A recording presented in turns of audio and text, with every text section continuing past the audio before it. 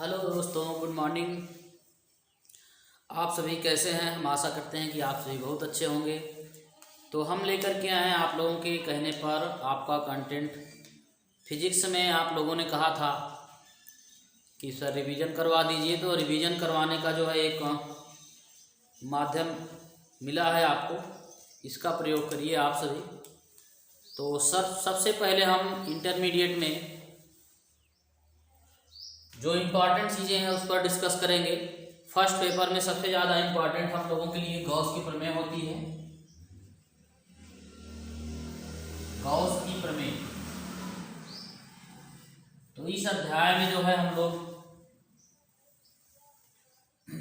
इसको क्रम से अध्ययन करेंगे, धीरे धीरे एक एक थियरी को पढ़ेंगे। गॉस की प्रमेय, इसमें छात्रों हम लोग जो है अध्ययन करते हैं सबसे पहले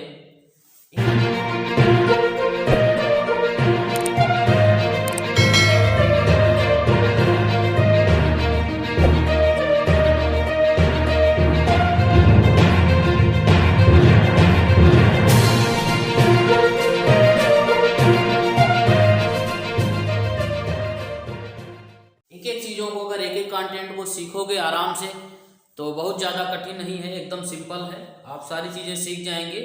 सबसे पहले हम लोग एक एक थियरी को डिस्कस करेंगे। रेखीय आवेश घनत्व। रेखीय आवेश घनत्व क्या है, आइए सीखें। Linear charge density.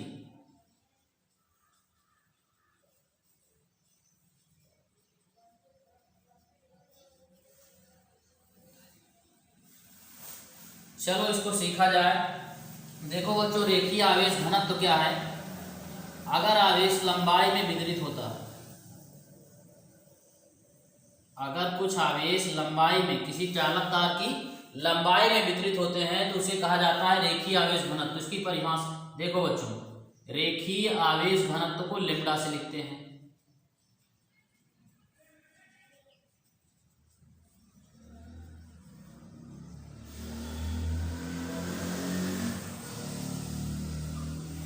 किससे लिखते हैं? लैम्डा से।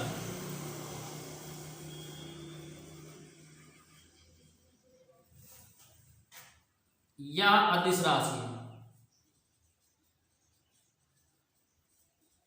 या अदिश राशि है। इसका फार्मूला होता है लैम्डा बराबर क्यू अपान एल।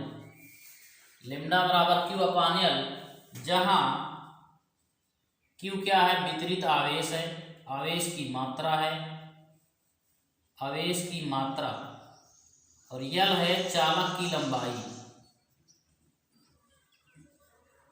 चालक की लंबाई, और लैम्डा क्या है? रेखीय आवेश घनत्व।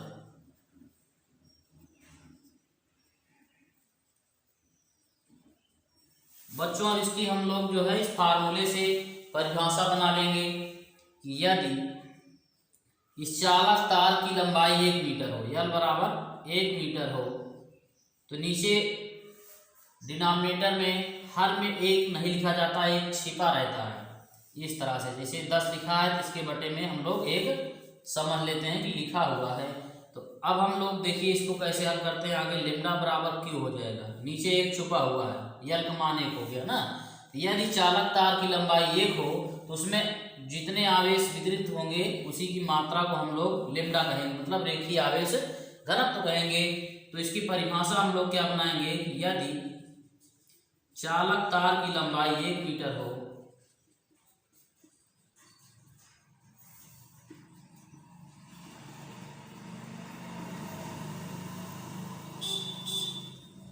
तो वितरित आवेश की मात्रा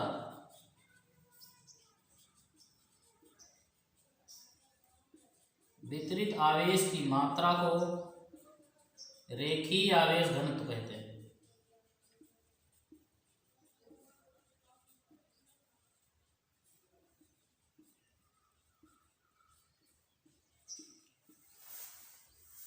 अब इसका मात्रक क्या होगा बच्चों?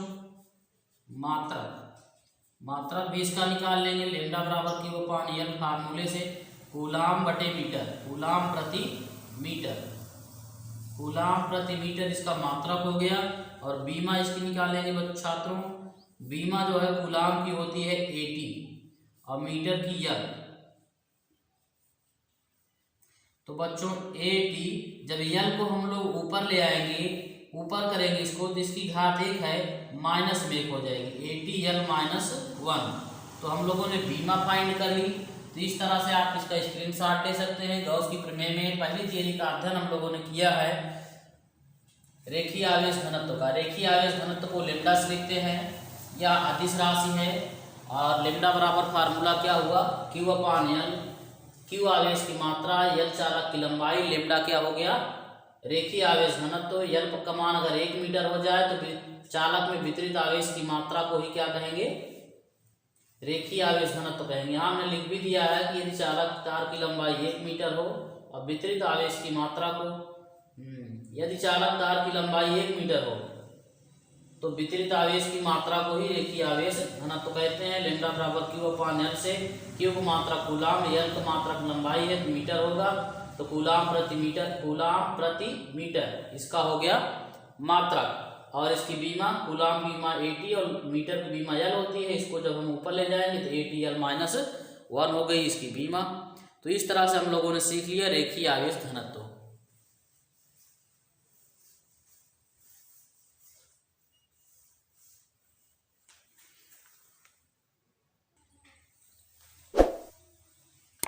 बाकी बच्चों हम लोग पढ़ने वाले हैं इसमें, आप देख रहे हैं कि हमने लिख रखा है पृष्ठ आवेश घनत्व।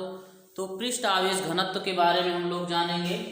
देखिए दूसरी थियरी है गॉस की प्रमेय के चैप्टर में, 1 नंबर के लिए ये परिभाषाएं आपको परीक्षा में लिखने के लिए दी जाती हैं, तो बहुत ही बेहतर तरीके से आप सीखिए इसमें एकदम सिंपल भाषा में। देखो पृष्ठ आवेश घनत्व को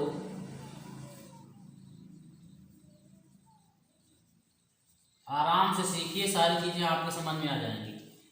पृष्ठ आवेश घनत्व को सिग्मा सिग्मा सिग्मा से लिखते हैं।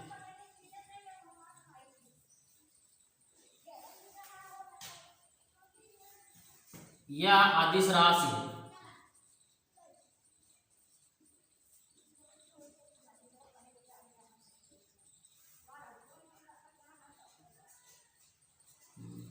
सिग्मा बराबर फार्मूला होता है क्यू अपान ए, जब कोई आवेश क्षेत्रफल में वितरित होता है।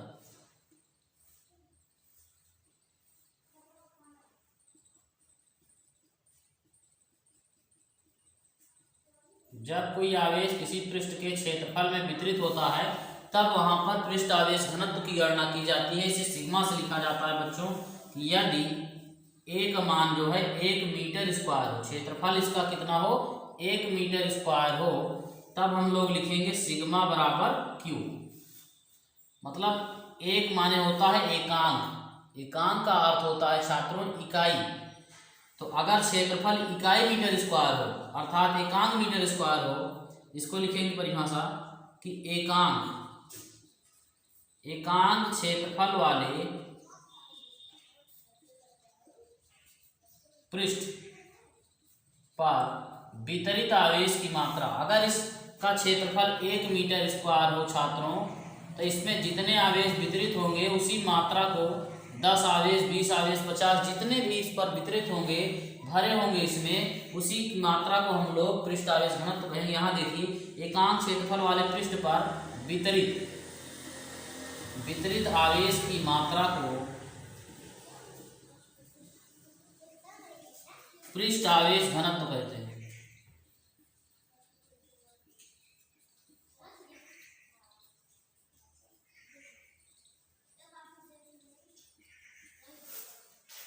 चलिए अब आगे देखा जाए, इसका मात्रक हम लोग निकालेंगे बच्चों। सिग्मा बराबर क्यू अपान ए से कूलाम का हम लोग क्या लिखेंगे मात्रक, क्यू का कूलाम लिख देंगे। और यहाँ पर बच्चों क्षेत्रफल का मीटर स्क्वायर, तो कूलाम प्रति मीटर स्क्वायर इसका मात्रक होगा। अब यहाँ बीमा भी हम लोग निकाल लेंगे। कूलाम की बीमा 80 होती है और लंबाई की बीमा यल होती है, तो मीटर स्क्वायर है तो L2 हो जाएगा। इसको ऊपर ले आएंगे, 80L-2 ऊपर ले जाएंगे तो माइनस में हो जाएगा। इस तरह से छात्रों हम लोगों ने सीखा कि पृष्ठ आवेश घनत्व क्या चीज होती, इसकी परिभाषा क्या होती है। ठीक है, जब कभी क्षेत्रफल में आवेश वितरित होता है वहां पर पृष्ठ आवेश घनत्व का ही प्रयोग किया जाता है।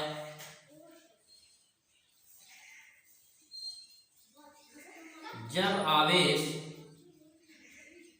क्षेत्रफल में वितरित होता है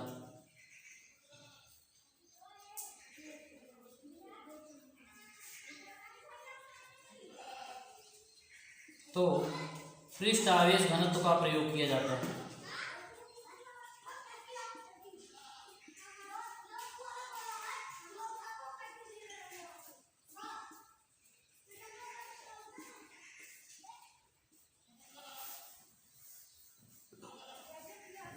लाइव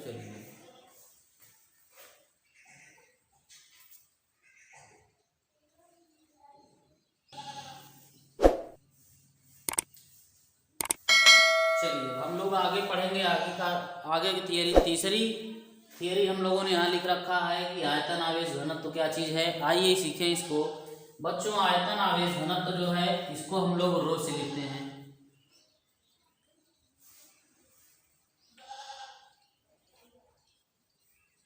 आयतन आवेश घनत्व को रो या RH को रो से लिखते हैं।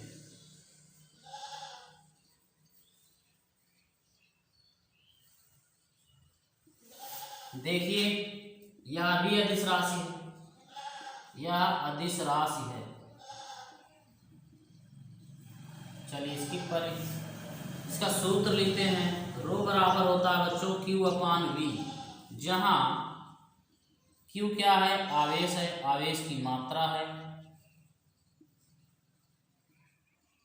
और V क्या है, आयतन है, और रो क्या है, आयतन आवेश घनत्व है।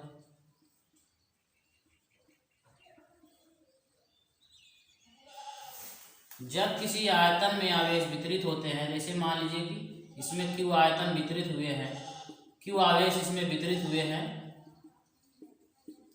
तब यहाँ पर हम लोग रो की गणना करेंगे। इसका आयतन मान लीजिए V है ना, तो अगर इसका आयतन 1 घन मीटर हो, यदि इस गोले का आयतन V बराबर 1 घन मीटर हो तो रो बराबर क्या हो जाएगा, Q। परिभाषा हम लोग उसी तरह से बनाएंगे। यदि इस गोले का आयतन एकांक घन मीटर हो तब जो Q होगा उसी को हम लोग क्या कहेंगे, आयतन आवेश घनत्व कहेंगे। यहाँ परिभाषा बना रहे हैं कि यदि आयतन का मान क्या हो, आयतन, या फिर इस तरह से बनाइए कि एकांक आयतन में वितरित आवेश की मात्रा को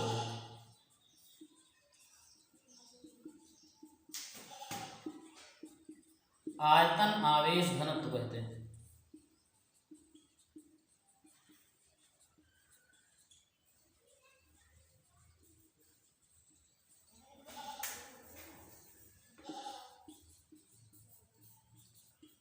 चलिए इसका हम लोग छात्रों मात्रक निकालेंगे, उसके बाद बीमा भी निकालेंगे। मात्रक निकालिए, फार्मूला रो बराबर Q/V हुआ तो Q का मात्रक कूलाम लिखेंगे, आवेश है।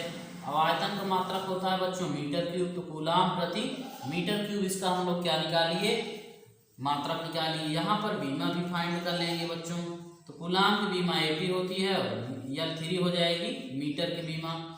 तो हो गया बच्चों AT/L-3 आ गया इसका जो है बीमा। इस तरह से छात्रों हम लोगों ने सीखा कि आयतन आवेश घनत्व किसे कहते हैं, एकांक आयतन में वितरित आवेश की मात्रा। देखो यहाँ पर नीचे वाले के साथ एकांक पढ़ते हैं, और V क्या है, आयतन है, तो एकांक आयतन में वितरित आवेश की मात्रा को, एकांक आयतन में वितरित आवेश की मात्रा को क्या कहेंगे, रो कहेंगे, मतलब आयतन आवेश घनत्व कहेंगे। तो इस तरह से हम लोगों ने इसकी परिभाषा फाइंड कर ली है। जब कभी आयतन में आवेश वितरित होता है तो वहां पर हम लोग सदैव आयतन आवेश घनत्व की गणना करते हैं। यहाँ लिख दे रहे हैं कि जब आवेश आयतन में वितरित होता है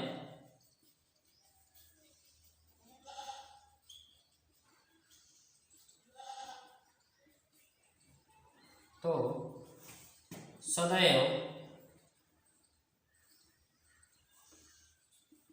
रो की गणना करते हैं।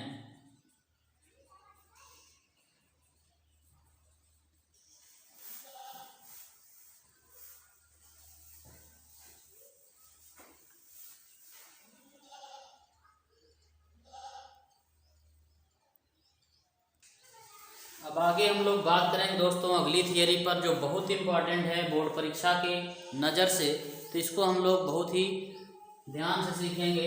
वैद्युत फ्लक्स, इलेक्ट्रिक फ्लक्स।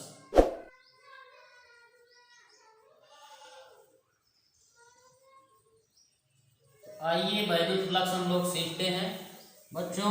जैसे कोई पृष्ठ है तो इसके लंबवत गुजरने वाली वैद्युत बल रेखाओं की कुल संख्या को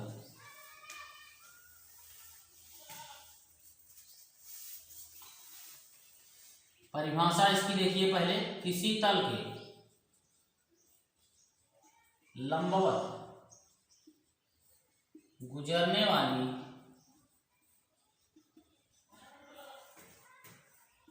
वैद्युत बल रेखाओं की कुल संख्या को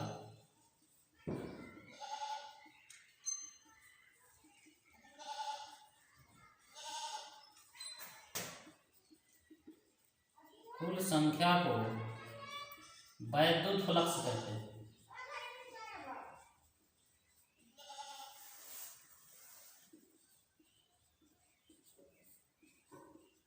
किसी तल के लंबवत गुजरने वाली वैद्युत बल रेखाओं की कुल संख्या को, देखिए जैसे कोई तल है तो इसके लंबवत गुजरने वाली वैद्युत बल रेखाओं की कुल संख्या को गिन लिया जाए। यही जितनी संख्या होगी वैद्युत बल रेखाओं की, इलेक्ट्रिक फोर्स लाइन की, इन्हीं वैद्युत बल रेखाओं को क्या कहेंगे? वैद्युत फ्लक्स कहेंगे। यही फ्लक्स है।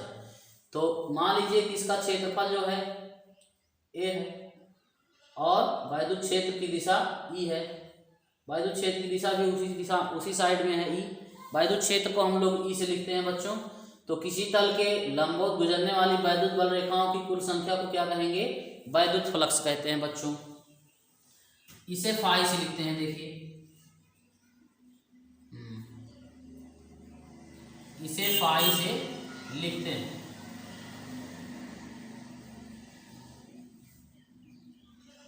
माना किसी तल का क्षेत्रफल ए है तथा क्षेत्र की दिशा में वैद्युत क्षेत्र ई है।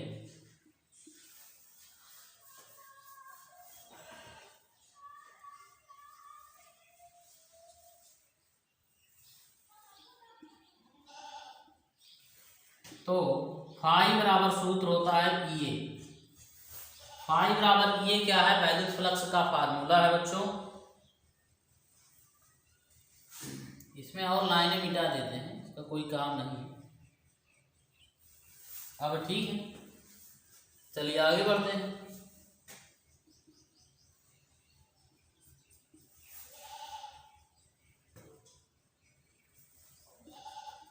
माना वैद्युत क्षेत्र ई क्षेत्रफल से ए से थीटा कोण पर, तो इसका फार्मूला होता है बच्चों फाई बराबर ए कॉस थीटा। हम लोग जानते हैं, वेक्टर में पढ़ रखा है हमने कि ए वेक्टर डॉट बी वेक्टर बराबर होता है ए बी कॉस थीटा। तो यहाँ पर देखिए ई ए कॉस थीटा लिखा है, तो ए बी कॉस थीटा को ए वेक्टर डॉट बी वेक्टर लिख सकते हैं। तो ई ए कॉस थीटा को लिख सकते हैं बच्चों हम लोग E vector dot A vector. तो इस तरह से हम लोगों ने फार्मूला बनाया। यहाँ भी एक फार्मूला है, ये भी एक फार्मूला है वैद्युत फ्लक्स का। अब हम लोग अधिकतम और न्यूनतम फ्लक्स की गणना करेंगे बच्चों। तो चलिए देखिए, यदि थीटा बराबर 0 अंश। अगर यहाँ क्षेत्रफल और वैद्युत क्षेत्र के में कोई कोण नहीं बन रहा है, थीटा का मान क्या है, दोनों एक ही दिशा में है, थीटा बराबर 0 अंश पर है, मतलब क्षेत्रफल और वैद्युत क्षेत्र दोनों के बीच में कोई कोण नहीं है, तो थीटा बराबर 0 अंश लिखेंगे तो फाई बराबर हो जाएगा ये cos 0 अंश। तो फाई बराबर हो गया ये cos 0 की वैल्यू 1 होती है बच्चों, तो cos 0 का मान 1 होता है, तो इसको हम लोगों ने यहाँ पुट कर दिया, रख दिया, तो फाई बराबर क्या आ गया, ई ए आ गया। तो ये सबसे अधिकतम वैल्यू है ई मैक्स, फाई मैक्स की वैल्यू हो गई ई ए। मतलब यदि क्षेत्रफल और वैद्युत क्षेत्र एक ही दिशा में हो तो वहां पर अधिकतम फ्लक्स प्राप्त होते हैं। चलो यहां लिख दे रहे हैं पुनः, यदि क्षेत्रफल और वैद्युत क्षेत्र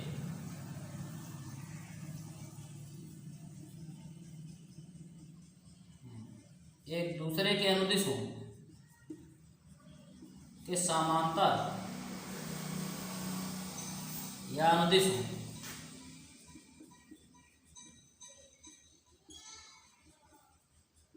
तो वैद्युत फ्लक्स अधिकतम होता है।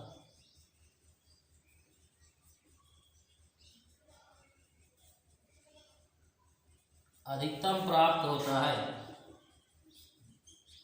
चलिए अब हम लोग गणना करेंगे आगे कि यदि थीटा बराबर 90 अंश तो फाई बराबर ये cos 90 अंश।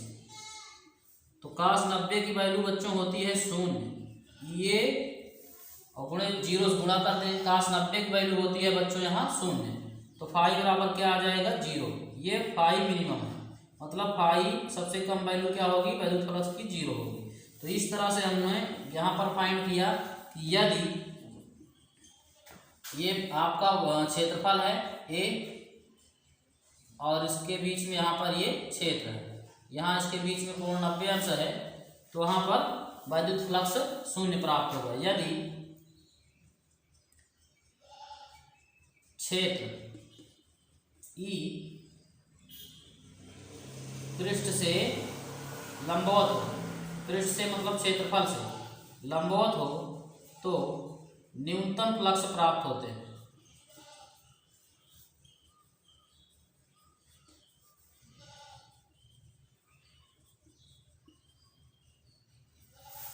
आगे हम लोग बढ़े बच्चों, तो यहाँ पर हम लोग फाई जो है प्राप्त कर लिए, अधिकतम और न्यूनतम ये और कामा 0। फाई का मान ये से 0 से लेकर ये तक लाइज करता है। तो इस तरह से छात्रों हम लोगों ने सीखा क्या, वैद्युत फ्लक्स। इलेक्ट्रिक फ्लक्स में यहाँ पर आप देख लीजिए, किसी तल के लंबवत गुजरने वाली वैद्युत बल रेखाओं की कुल संख्या को वैद्युत फ्लक्स कहते हैं। फाई से लिखते हैं, यहाँ अदिश राशि है। अदिश राशि क्यों है, क्योंकि यह एक प्रकार की संख्या है। यहाँ देखिए संख्या क्या होती है, हमेशा अदिश राशि होती है, ठीक है। तो यहाँ पर आप एक चीज और लिख दे रहे हैं कि वैद्युत फ्लक्स अदिश राशि,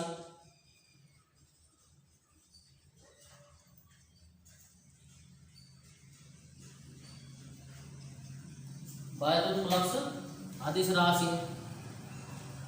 तो इस तरह से हम लोगों ने सीखा फाई बराबर ये फार्मूला, फाई बराबर ये cos theta, A B A dot B बराबर ए बी cos थीटा होता है। ये cos थीटा बराबर क्या हो जाएगा, ये जैसे ए बी cos थीटा बराबर ए बी, तो ये cos थीटा बराबर हम लोग E vector dot A vector लिखते। इसका आप स्क्रीनशॉट ले लीजिए, फिर आगे बढ़ते हैं।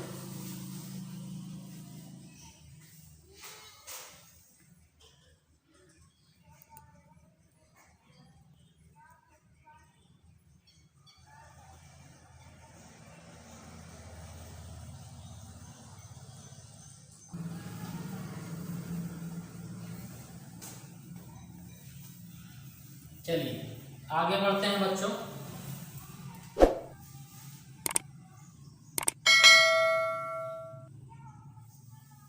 अगला नंबर, यदि थीटा बराबर 180 अंश तो फाई बराबर ये cos 180 अंश। तो फाई बराबर ये गुणे -1 होता है cos 180 अंश की वैल्यू। cos थीटा में 180 डिग्री वैल्यू -1 होती है, तो फाई बराबर माइनस ये हो जाएगा। तो यहाँ पर वैद्युत फ्लक्स क्या है, निगेटिव है, निगेटिव ऋणात्मक। और जब फाई बराबर आया था ये, तो वहां पर वैद्युत फ्लक्स क्या था, पॉजिटिव था। चलिए अब आगे बढ़ते हैं कि यदि किसी पृष्ठ से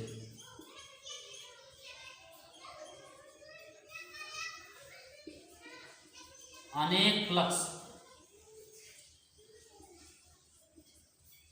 phi 1, phi 2, phi 3, phi 4 dot dot अनेक फ्लक्स संबंधित हैं,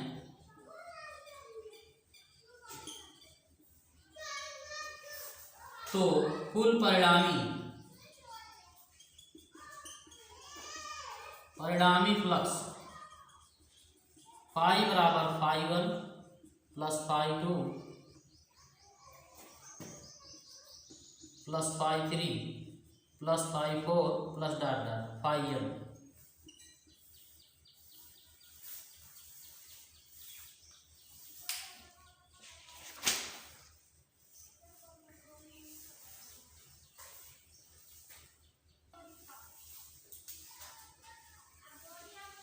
चलिए अब हम लोग आगे बढ़ते हैं बच्चों, गॉसियन पृष्ठ पढ़ेंगे। गॉसियन पृष्ठ क्या है? गॉसियन पृष्ठ इंपॉर्टेंट है। गॉसियन सरफेस,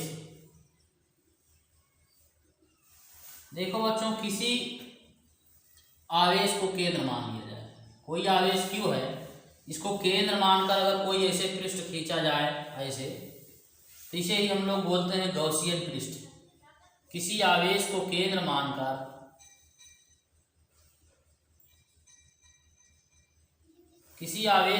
मानकर खींचे गए पृष्ठ को बोलते हैं गॉसियन पृष्ठ। ठीक है,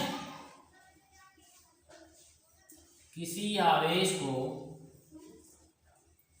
केंद्र मानकर खींचे गए पृष्ठ को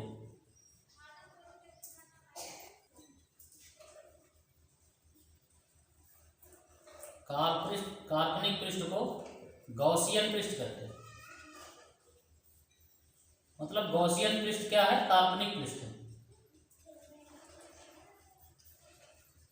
चलिए तो बच्चों, हमने देखा कि गॉसियन पृष्ठ क्या है, कि किसी आवेश को केंद्र मानकर खींचे गए काल्पनिक पृष्ठ को क्या कहते हैं, गॉसियन पृष्ठ कहते हैं। आइए आगे बढ़ते हैं। गॉसियन पृष्ठ बच्चों दो प्रकार के होते हैं। एक खास बात यह है कि गॉसियन पृष्ठ के प्रत्येक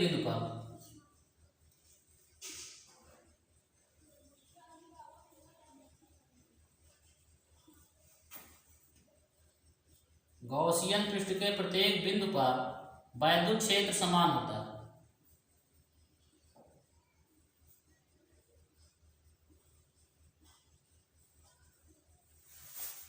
चलिए आगे बढ़ते हैं बच्चों। गॉसियन पृष्ठ दो प्रकार के होते हैं।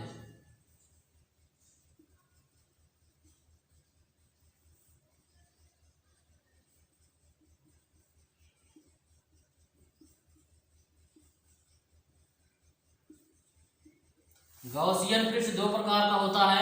नंबर 1, गोलाकार गॉसियन पृष्ठ। गोलाकार गॉसियन पृष्ठ।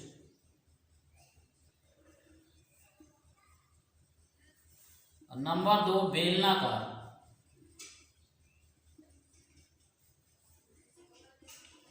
गॉसियन पृष्ठ।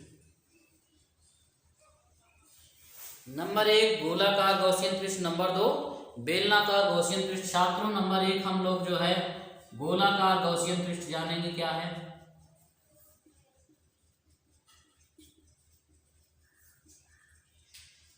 गोलाकार गॉसियन पृष्ठ के बारे में जानते हैं बच्चों। जब आवेश बिंदुवत होता है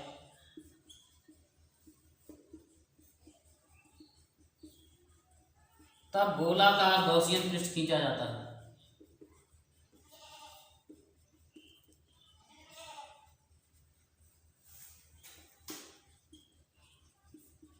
ये वेरी इंपॉर्टेंट है डेरिवेशन के लिए। इसको याद रखिएगा कि जब गोलाकार गॉसियन पृष्ठ होगा, गोलाकार गॉसियन पृष्ठ तभी हम लोग खींचेंगे जब आवेश बिंदु आकार का होगा।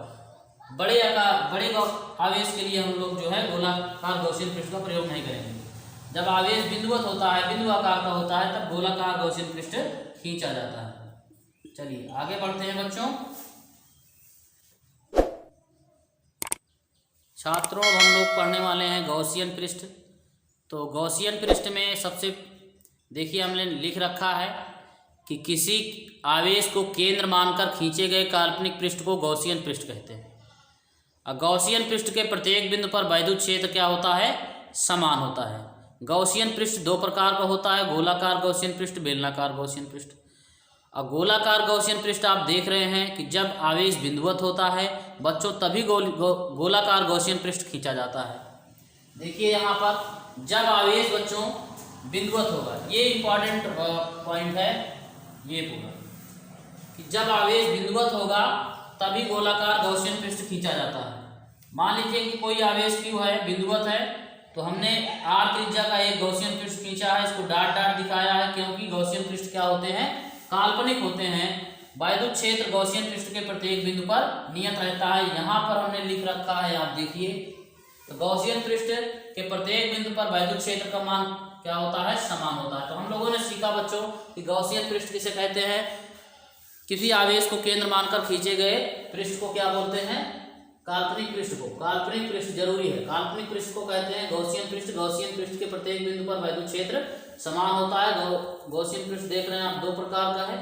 यहाँ पर गोलाकार गॉसियन पृष्ठ हमने पढ़ा दिया आपको। अब हम लोग गोलाकार गॉसियन पृष्ठ का डेरिवेशन करेंगे, फिर उसके बाद पढ़ेंगे बेलनाकार गॉसियन पृष्ठ। ठीक है, अब आगे बढ़ते हैं। अभी हम लोगों ने छात्रों सीखा था कि बिंदु आवेश के कारण गोलाकार गॉसियन पृष्ठ खींचा जाता है, उसका डेरिवेशन करते हैं। बिंदु आवेश के कारण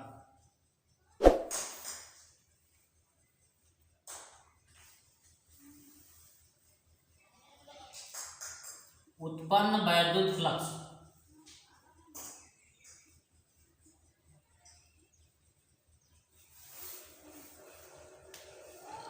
चलिए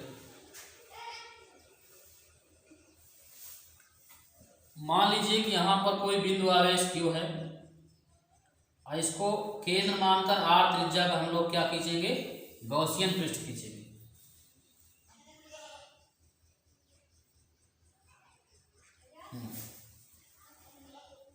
ये काल्पनिक गॉसियन पृष्ठ है, हम लोग कुछ इसको इस तरह से बनाएंगे। चलिए माना कोई बिंदु आवेश क्यू है,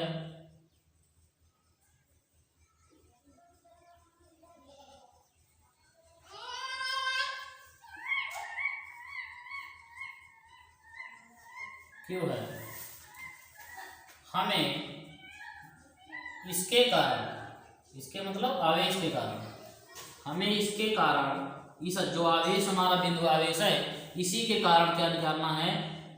वैद्युत फ्लक्स, उत्पन्न वैद्युत फ्लक्स की गणना करनी है।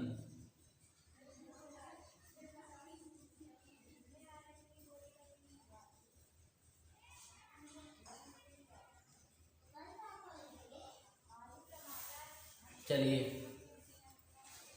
तो बच्चों आगे बढ़ा जाए। यहां पर हम क्या करेंगे? माना केंद्र O से, माना O से आर त्रिज्या का एक काल्पनिक पृष्ठ खींचा।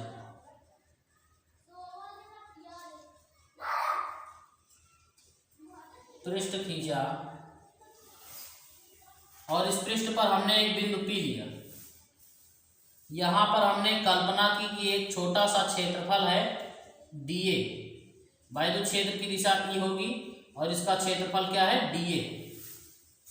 देखिए O से R त्रिज्या का एक काल्पनिक पृष्ठ खींचा जिस पर एक बिंदु P है, P है तथा क्षेत्रफल क्या है यहाँ बिंदु P पर, क्षेत्रफल dA, dA की दिशा में वैद्युत क्षेत्र E है। चलिए आगे बढ़ते हैं छात्रों। अब जो है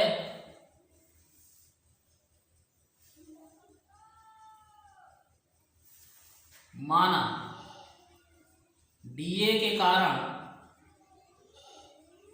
उत्पन्न वैद्युत फ्लक्स d फाई है। तो छात्रों देखो, हम लोग अगर फाई लिखते हैं तो ये लिखते हैं, अगर d फाई लिखेंगे तो लिखेंगे ई डी ए। ठीक है, d फाई बराबर, जिसे फाई बराबर लिखते हैं E vector dot A vector. तो d फाई बराबर क्या लिखेंगे, d फाई मतलब होता है बहुत छोटा क्षेत्रफल, बहुत थोड़े क्षेत्रफल की बात की जा रही है, तब वहां पर हम लोग d लिखते हैं अवकलन के रूप में। चलिए आगे बढ़ते हैं। तो E vector dot A vector,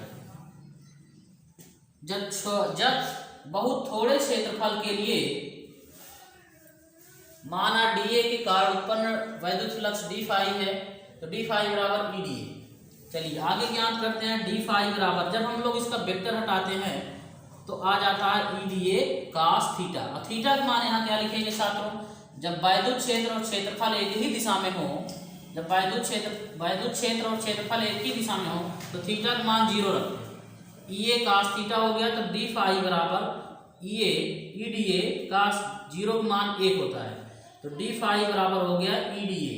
तो इस तरह से हम लोगों ने ज्ञात किया कि dA क्षेत्रफल के कारण, dA क्षेत्रफल से निर्गत फ्लक्स, मतलब dA से कितने फ्लक्स निकल रहे हैं, dA से कितने फ्लक्स निकल रहे हैं।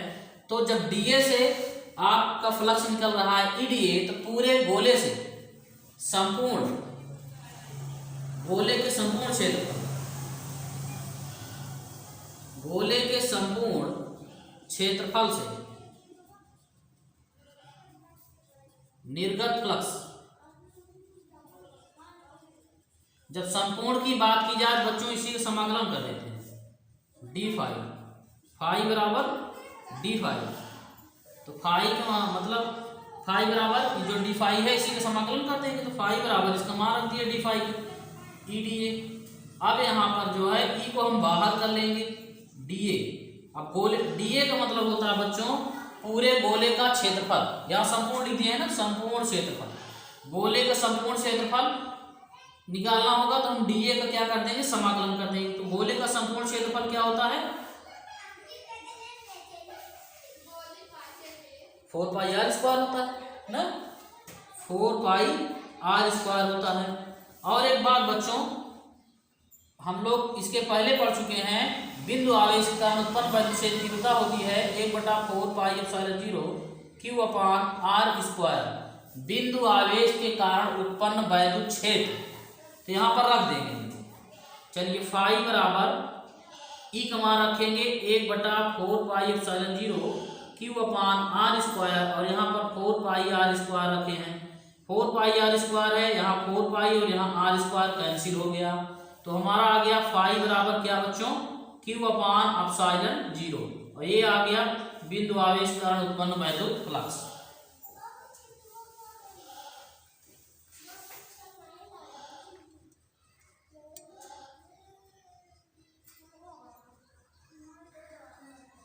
वहां दिखाई नहीं दे रहा था। अब देखिए फाई बराबर d फाई है और फाई बराबर ई डी ए, फाई बराबर ई को हमने बाहर किया dA क्या है, संपूर्ण गोले का क्षेत्रफल रखना है, तो हम लोगों ने रख दिया 4 पाई आर स्क्वायर, और फाई बराबर ई का सूत्र होता है वैद्युत क्षेत्र का 1/4 pi epsilon 0 Q upon R square. ये सूत्र है बिंदु आवेश के कारण उत्पन्न वैद्युत क्षेत्र की तीव्रता का। अब यहाँ पर 4 पाई और 4 पाई आर स्क्वायर, 4 पाई नीचे है, Q के नीचे भी आर स्क्वायर है, तो हमने 4 पाई आर स्क्वायर कैंसिल कर दिया, बचा है Q, फाई बराबर Q अपान एप्सिलॉन 0। यही है आपका बिंदु आवेश कारण उत्पन्न वैद्युत फ्लक्स।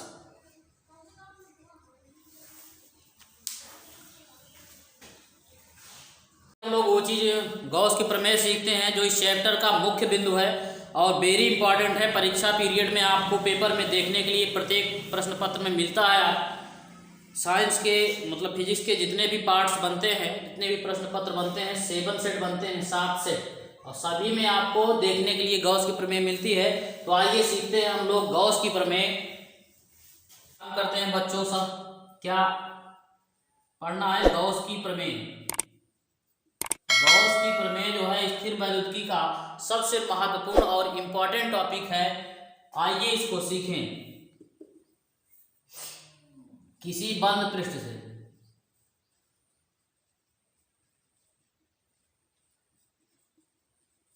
गुजरने वाला वैद्युत फ्लक्स उस पृष्ठ से परिबद्ध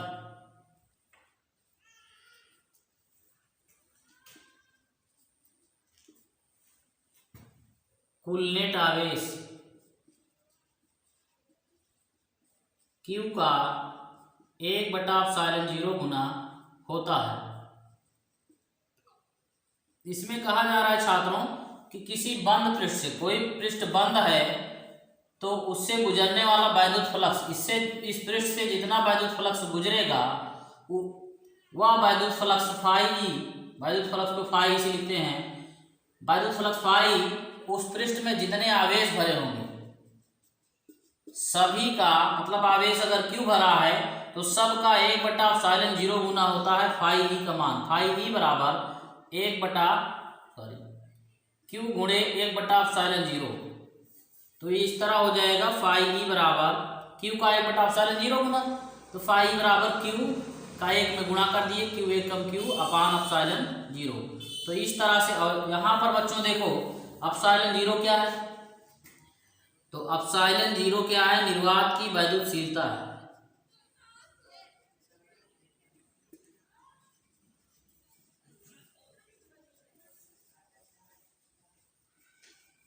जिसका मान होता है 8.85 गुणे 10⁻12 कूलाम स्क्वायर प्रति newton metre square. Coulomb square प्रति न्यूटन मीटर स्क्वायर। तो चलिए हम लोग इसको प्रूफ कर लेते हैं फटाफट, सीधे टॉपिक पर आते हैं। इसको प्रूफ किया जाए कि गॉस के प्रमेय को कैसे प्रूफ करना है आपको पेपर में। मान लीजिए कोई पृष्ठ है, गॉसियन पृष्ठ है, हाँ, यहाँ इसमें आवेश Q भरे हुए हैं। माना किसी गोले के केंद्र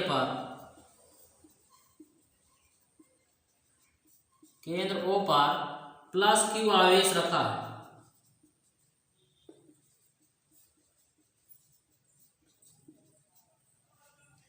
गोले की त्रिज्या स्मॉल r है। यहाँ परिधि पर बच्चों, ये गोले की त्रिज्या स्मॉल r, परिधि पर हम लोग अल्प क्षेत्रफल dA की कल्पना करते हैं। ये अल्प क्षेत्रफल dA है और वैद्युत क्षेत्र की दिशा E है।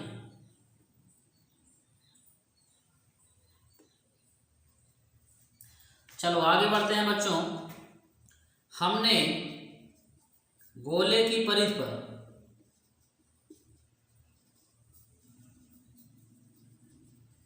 अल्प क्षेत्रफल dA की कल्पना की।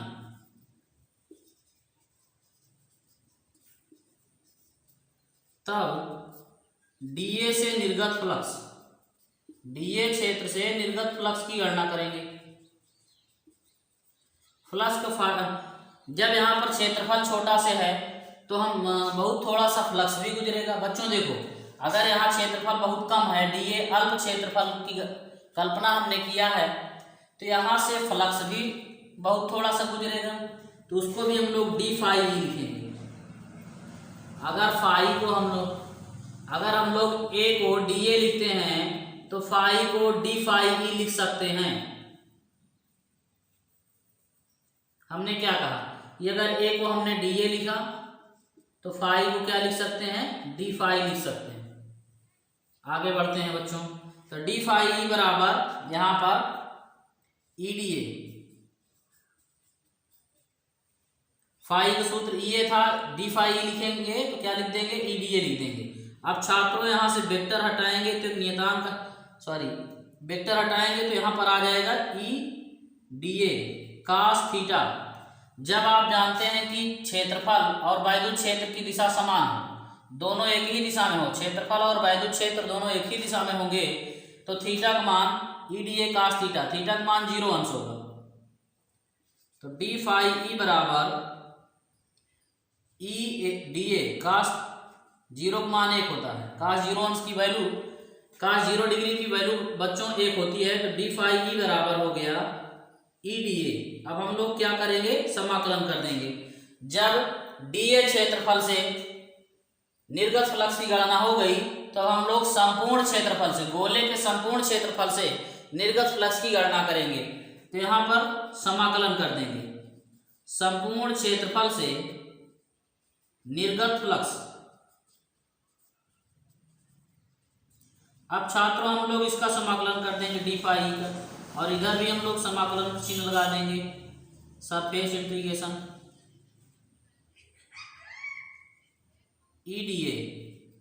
बच्चों अब आगे देखो, डी फाई का समाकलन जैसे डी एक्स का समाकलन क्या हो जाता है, एक्स हो जाता है, डी वाई का समाकलन वाई हो जाता है, उसी तरह से डी फाई का समाकलन क्या हो जाएगा, फाई ई हो जाएगा। यहाँ से डी फाई का समाकलन फाई ई हो गया।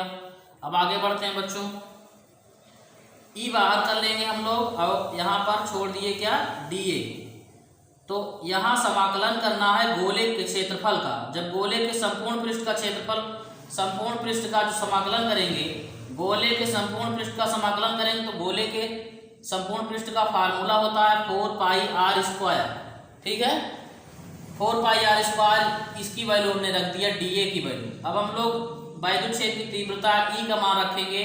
यहाँ पर वैद्युत क्षेत्र तीव्रता का फार्मूला होता है 1/4 pi epsilon 0 Q upon R square, और यहाँ 4 पाई आर स्क्वायर पहले से है, इसको पुट करिए।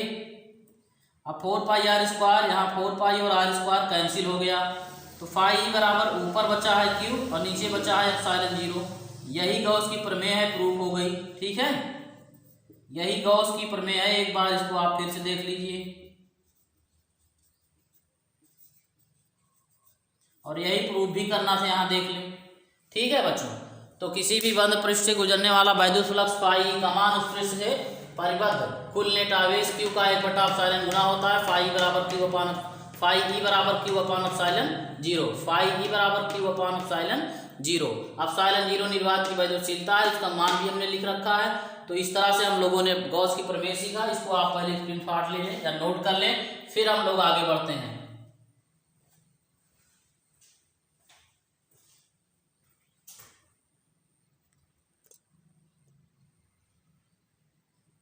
यहाँ नीचे कुछ दिखाई नहीं दे रहा था, थोड़ा सा हमने इसको जूम कर दिया है, आप लोग देख लीजिए।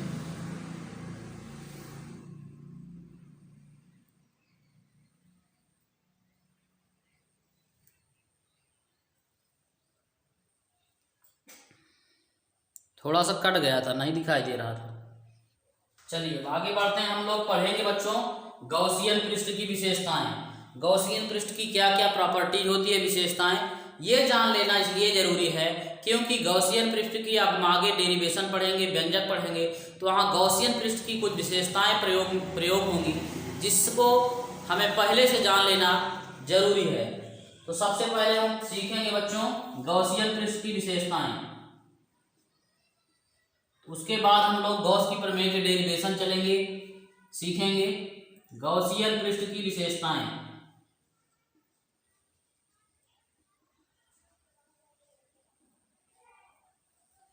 चलिए, गॉसियन पृष्ठ की सबसे पहली विशेषता ये होती है बच्चों की गॉसियन पृष्ठ बंद होना चाहिए।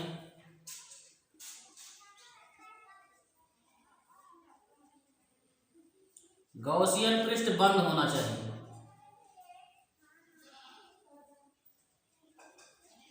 सबसे पहली बात कि गॉसियन पृष्ठ क्या होना चाहिए, बंद होना चाहिए। दूसरी विशेषता कि गॉसियन पृष्ठ उस बिंदु से गुजरना चाहिए,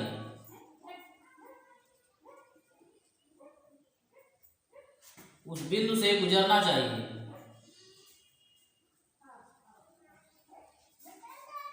जहां हमें वैद्युत क्षेत्र की तीव्रता ज्ञात करनी है।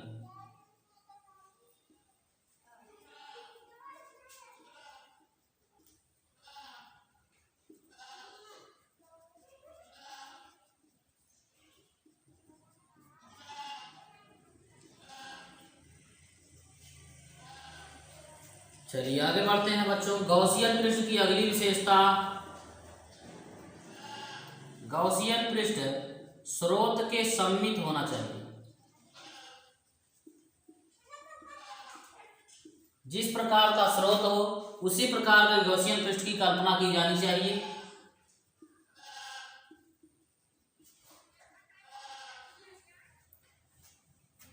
देखो बच्चों, गॉसियन पृष्ठ सदैव बंद होना चाहिए। गॉसियन पृष्ठ अगर खुला है तो फिर उसको गॉसियन पृष्ठ हम लोग नहीं कहेंगे।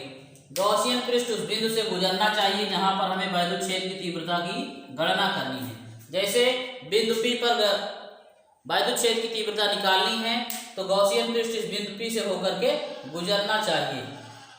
गॉसियन पृष्ठ सदैव काल्पनिक पृष्ठ होता है, इसको हम लोग कल्पना करके खींचते हैं। चलिए आगे बढ़ते हैं। गॉसियन पृष्ठ स्रोत के सममित होना चाहिए। जैसे अगर आवेश बिंदुवत है तो गोलाकार खींचेंगे।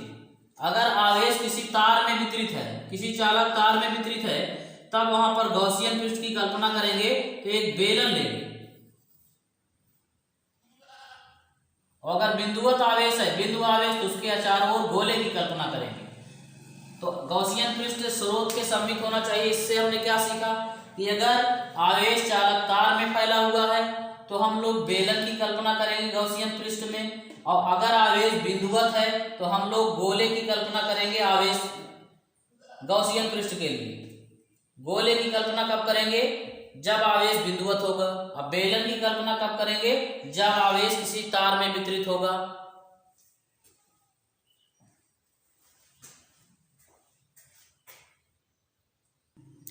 अब हमें सीखना है, अब हम लोगों को सीखना है गॉस की प्रमेय के जो डेरिवेशन है। तो सबसे पहले हम लोग जो है पहला डेरिवेशन सीखेंगे गॉस की प्रमेय में। गॉस की प्रमेय के अनुप्रयोग सीखना है। मतलब चलिए इसमें 6 डेरिवेशन आएंगे आपके। गॉस की प्रमेय के अनुप्रयोग। गॉस की प्रमेय हम लोगों ने सीखा, अब इसका प्रयोग कहाँ होगा उसको सीखेंगे। पहला नंबर, बिंदु आवेश के कारण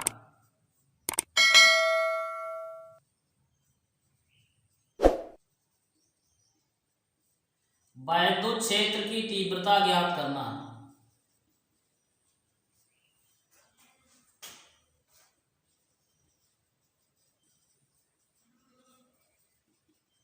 चलिए सीखते हैं, इंपॉर्टेंट है। VIMP वेरी इंपॉर्टेंट डेरिवेशन है। चलो इसमें आगे हम लोग सीखते हैं बच्चों। देखो यहां पर हम लोग सबसे पहले एक बिंदु आवेश Q है, माना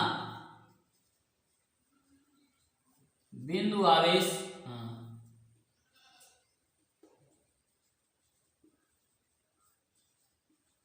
Q है,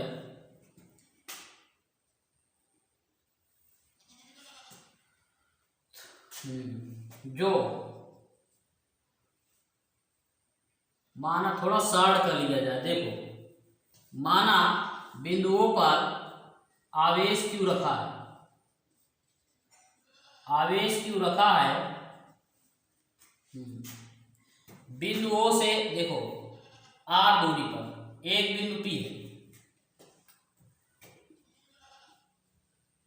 बिंदु O से R दूरी पर एक बिंदु P है। यहां देखो हेडिंग डाले वैद्युत क्षेत्र की तीव्रता ज्ञात करना।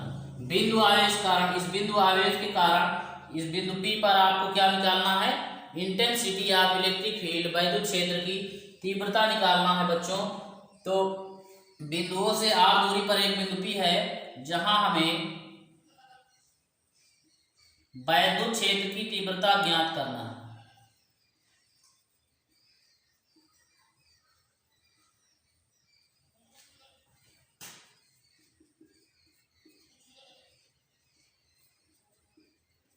चलिए अब हम जानते हैं कि बिंदु P से गुजरने वाला एक वैद्युत एक गॉसियन पृष्ठ की कल्पना करेंगे। तो आप O को केंद्र मानकर R त्रिज्या का एक क्या खींच लेंगे, इस तरह से एक गोला खींच लेंगे।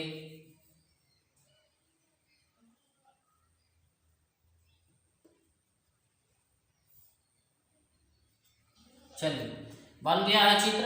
हाँ, हमने बिंदु P से गुजरने वाला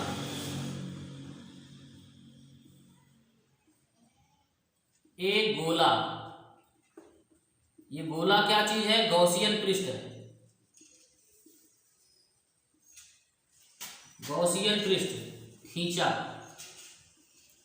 चलिए अब गॉसियन पृष्ठ हम लोगों ने खींच लिया है, बिंदु P पर हमें निकालना है। यहाँ देखिए वैद्युत क्षेत्र की तीव्रता ज्ञात करना है बच्चों।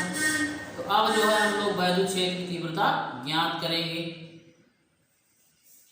चलिए आगे बढ़ते हैं।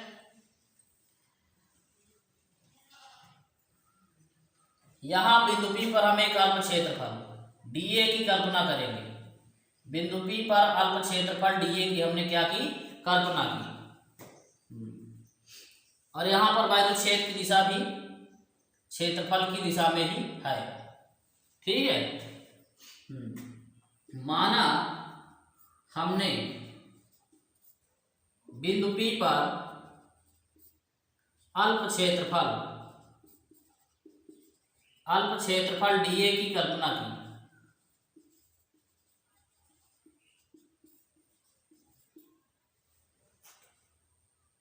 तब dA से निर्गत फ्लक्स, गॉस की प्रमेय यूज करेंगे इसमें। dA से निर्गत फ्लक्स, गॉस की प्रमेय लगाएंगे। गॉस की प्रमेय क्या होती है, EDA, सरफेस इंटीग्रेशन EDA बराबर होता है Q/ε0। dA से निर्गत फ्लक्स फाई E भी लिख सकते हैं, फाई E बराबर Q/ε0। अब फाई E बराबर होता है EA। अगर हम इसको d फाई E लिखेंगे तो EDA लिखेंगे। तो यहां पर हमने वही किया है, फिर से समझ लीजिए। फाई E बराबर होता है Q/ε0, फाई E बराबर होता है EDA, इसी के बराबर में होता है EDA। तो हम EDA, तो इसके बराबर हमने डायरेक्ट लिख दिया। चलिए इसको मत समझिए आप लोग, सीधे अपने मुद्दे पर आइए। यहां पर है बच्चों EDA बराबर Q/ε0। ये क्या है, गॉस की प्रमेय ही है। गॉस की प्रमेय से हमने इसको यूज किया। अब यहां पर क्या करेंगे, E को हम बाहर कर लेंगे, ठीक है।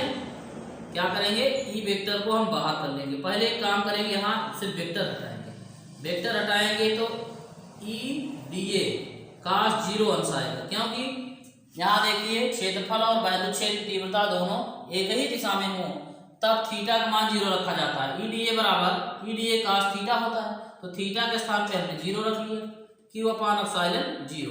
अब हम यहाँ से E को बाहर करेंगे, dA cos 0 का मान 1 होता है, Q/ε0। तो dA बच्चों, dA मतलब इस गोले का क्षेत्रफल, FR एरिया ना। तो dA का मान जब रखेंगे तो हो जाएगा बच्चों E गुणे 4πr²। गोले का क्षेत्रफल dA, जब dA का समाकलन कर देंगे मतलब गोले का संपूर्ण पृष्ठ रखेंगे, क्या हो जाएगा, 4πr² हो जाएगा। तो यहाँ पर Q/ε0। तब इसको हम क्या करें, पक्षांतर करेंगे, यहाँ ले जाएंगे नीचे, Q/4πr²ε0। तब इसको थोड़ा सा हम ठीक से लिखेंगे, E बराबर 1/4π0 Q/r²। यहाँ ध्यान दें, ऊपर Q है, Q एकम Q, अब 4πε0 और r² यहाँ हमने बगल लिख दिया। तो इस तरह से हमने प्राप्त कर लिया जो है वैद्युत क्षेत्र, बिंदु आवेश के कारण वैद्युत क्षेत्र की तीव्रता का फार्मूला।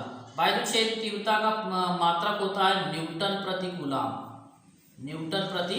कूलाम। तो इस तरह से छात्रों हम लोगों ने सीखा बिंदु आवेश के कारण वैद्युत क्षेत्र की तीव्रता ज्ञात करना। इसमें जहां ना आया हो, ना समझ में आया हो, आप कमेंट करके बोल सकते हैं, मैं फिर इस पर क्लास ले लूंगा। इंपॉर्टेंट है, इसको आप एक बार रिवाइज कर डालिए।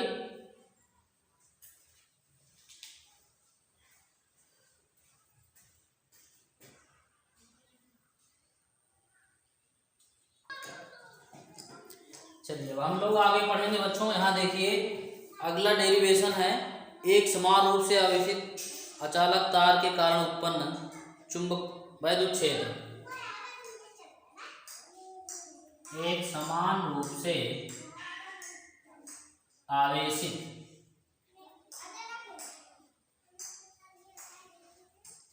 अचालक तार के कारण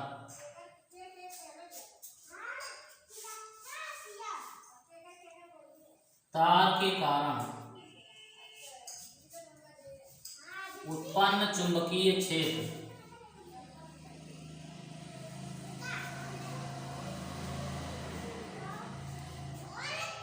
यहाँ पर वैद्युत क्षेत्र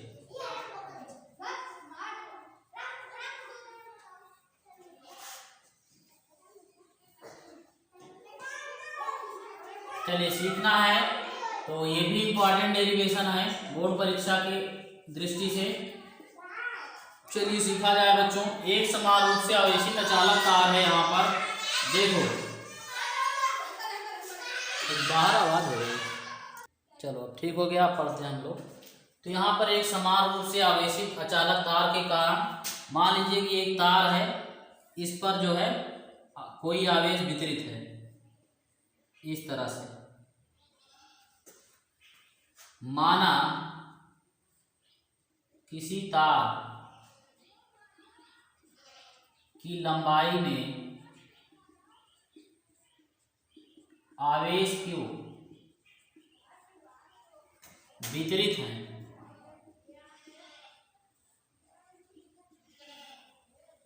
अब आपको क्या करना है, हाँ हमें इस तार के निकट वैद्युत क्षेत्र की तीव्रता निकालनी है। मान लीजिए तार से, इस तार से r दूरी पर कोई बिंदु P है।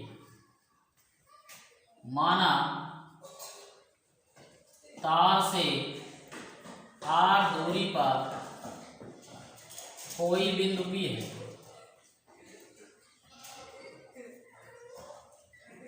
जहां हमें वैद्युत क्षेत्र की तीव्रता ज्ञात करनी है।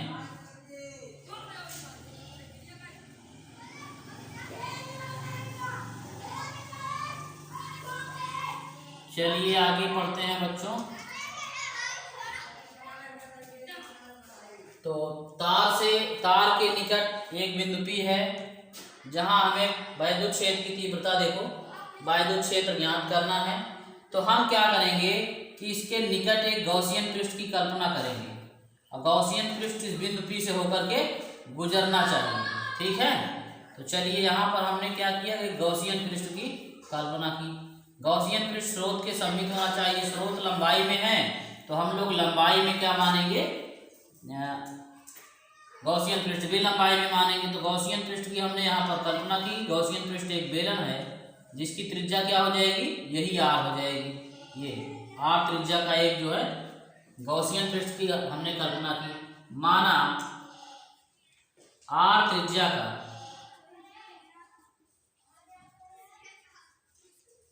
हमने एक गॉसियन पृष्ठ खींचा। गॉसियन पृष्ठ खींचा जो बिंदु P से होकर जाता है।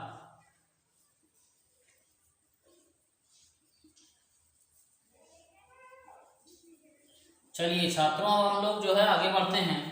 ये गॉसियन पृष्ठ है, इसको हम इसे डॉट डॉट रखेंगे, ठीक है, क्योंकि ये काल्पनिक पृष्ठ है। तो यहाँ पर हम क्या करेंगे, एक अल्प क्षेत्रफल dA की कल्पना करेंगे फिर से। तो dA यहाँ पर हो गया, और ये इसका वैद्युत क्षेत्र हो गया, वैद्युत क्षेत्र की दिशा। चलिए आगे बढ़ते हैं। तो यहाँ पर हम डेरिवेशन शुरू करते हैं लगाना। हमने बिंदु P पर एक अल्प क्षेत्रफल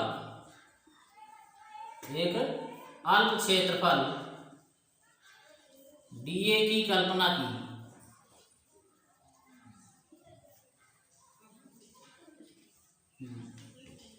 डीए से निर्गत फ्लक्स क्या लगाएंगे, इसमें जो है गॉस की प्रमेय लगाएंगे। डीए से निर्गत फ्लक्स ईडीए बराबर क्यू अपान एप्सिलॉन जीरो। ईडीए बराबर क्यू अपान एप्सिलॉन जीरो, ये क्या चीज है, ये गॉस की प्रमेय है। यहाँ पर हम गॉस की प्रमेय डायरेक्ट यूज कर रहे हैं, ठीक है। चलिए आगे बढ़ते हैं बच्चों। तो फिर से यहाँ पर फिर से हम लोग ई को बाहर कर लेंगे। यहाँ पर पहले वेक्टर लगाएंगे, वेक्टर लगाएंगे। अब वेक्टर जब हटाना होगा आपको तो यहाँ डीए कास थीटा लिखेंगे। थीटा का मान क्या होगा, क्षेत्रफल और वायु क्षेत्र दिशा जब एक ही होगी, वायु क्षेत्र और क्षेत्रफल एक ही दिशा में होंगे, थीटा का मान यहाँ जीरो रखेंगे। ई डीए कास थीटा क्यू अपान एप्सिलॉन जीरो। ई बाहर कर लिए, यहाँ हो गया डीए कास जीरो का मान है क्यू अपान एप्सिलॉन जीरो। तो बच्चों आगे देखिए, ई का मान ज्ञात करना है, यहाँ ध्यान दें, हो गया ये डीए। तो डीए माने क्षेत्रफल, और किसका क्षेत्रफल निकालना है, पृष्ठीय क्षेत्रफल इस बेलन का। बेलन का पृष्ठीय क्षेत्रफल क्या होता है, 2 पाई आर एच होता है। तो यहाँ इसकी ऊंचाई हम यल मान ले रहे हैं, ठीक है। तो हो जाएगा बच्चों 2 पाई आर एच के हिसाब से रखेंगे तो क्षेत्रफल हो गया बेलन का पृष्ठीय क्षेत्रफल, मतलब वक्र पृष्ठ 2 पाई आर एच। तो यहाँ पर ऊंचाई 2 पाई आर, ऊंचाई क्या है, यल है, तो 2 पाई आर यल हो गया। अब बराबर क्यू अपान एप्सिलॉन जीरो। छात्रों अब यहाँ पर हम क्या करेंगे, पहले 6 क्यू तक मान निकाल लेंगे। क्यू अपान 2 पाई एप्सिलॉन जीरो, इसको सही से लिखिए, क्यू अपान यहाँ पर 2 पाई आर यल और एप्सिलॉन जीरो। ये हो जाएगा बच्चों ई बराबर 1/2 पाई एप्सिलॉन जीरो, 2 पाई एप्सिलॉन जीरो, और यहाँ क्या हो गया क्यू अपान यल। हमने सबसे पहली थियरी आपको पढ़ाई थी इस चैप्टर में कि लेम्डा बराबर क्यू अपान यल होता है। और लेम्डा क्या है, रेखीय आवेश घनत्व, रेखीय आवेश घनत्व। अगर आपने देखा है शुरुआत से वीडियो, तो सबसे पहली परिभाषा हमने यही पढ़ाई थी कि रेखीय आवेश घनत्व क्या है, रेखीय आवेश घनत्व। तो बच्चों यहाँ पर क्यू अपान यल क्या हो जाएगा, लेम्डा हो जाएगा। ई बराबर 1/2 पाई एप्सिलॉन जीरो, और यहाँ पर ये लेम्डा हो गया, क्योंकि लेम्डा का सूत्र होता है क्यू अपान यल। तो इसको ई बराबर हम फार्मूला क्या रखेंगे, लेम्डा अपान 2 पाई एप्सिलॉन जीरो। तो हाँ, ऊपर नीचे हम 2 से गुणा कर देंगे तो और जो है थोड़ा सुविधाजनक फार्मूला बन जाएगा। ई बराबर 2 लेम्डा अपान 4 पाई एप्सिलॉन जीरो।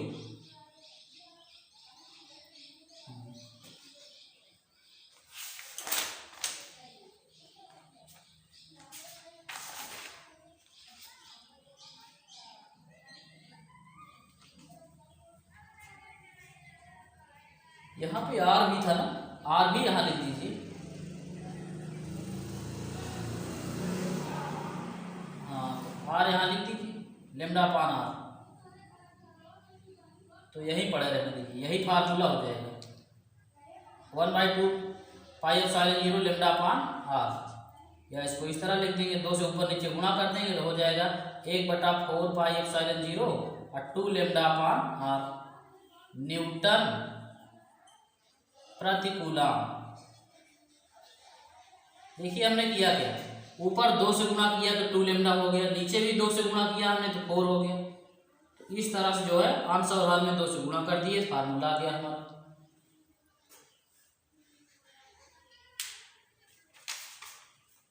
अब इसका हम लोग ग्राफ बना लेते हैं बच्चों।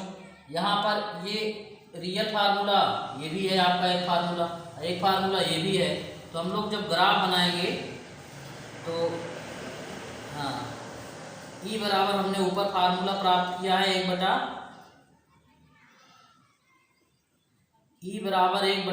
पाई epsilon zero into lambda upon R. इससे क्या हो जाएगा, ई प्रोपोर्शनल 1/r। तो इसका फार्मूला, इसका जो ग्राफ बनेगा बच्चों कुछ इस तरह से बनेगा। अगर हम जो है YH को हम वैद्युत क्षेत्र की तीव्रता E माने और X अक्ष को हम जो है R मान लें दूरी, तो अतिपरवलयाकार ऐसे बनेगा। मतलब E प्रोपोर्शनल 1/R से जो ग्राफ बनेगा वो अतिपरवलयाकार होगा।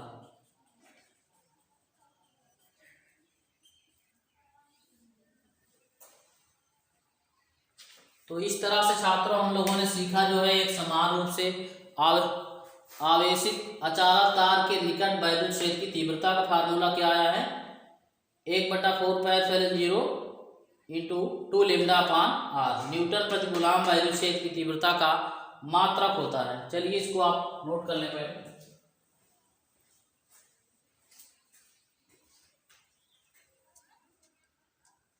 हम लोग आगे सीखेंगे अगला डेरिवेशन। इस चैप्टर में करीब 6 डेरिवेशन है, आपको सब पढ़ना है, लगभग सभी इम्पोर्टेंट ही हैं। चलिए आगे बढ़ते हैं हम लोग। देखिए यकीनन अगर आप इस वीडियो को पूरा देखते हैं तो आप तैयार कर पाएंगे। रिवीजन के लिए वीडियो बनाया जा रहा है, किताब भी आप थोड़ा थोड़ा पढ़ते रहिए। अगला डेरिवेशन है एक समान रूप से आवेशित अनंत विस्तार।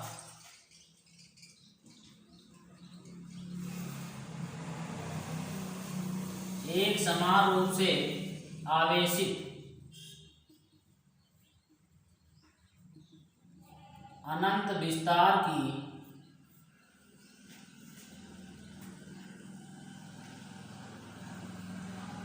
अचालक प्लेट के कारण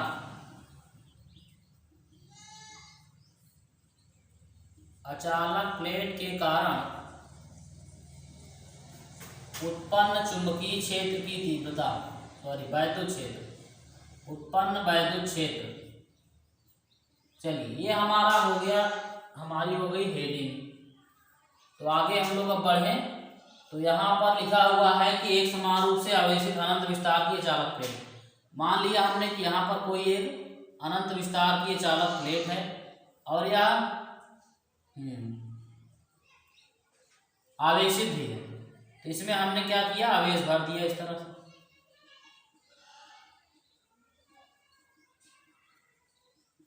मान लीजिए कि ये आवेशित है इस तरह, इसमें आवेश भरे हुए हैं। माना किसी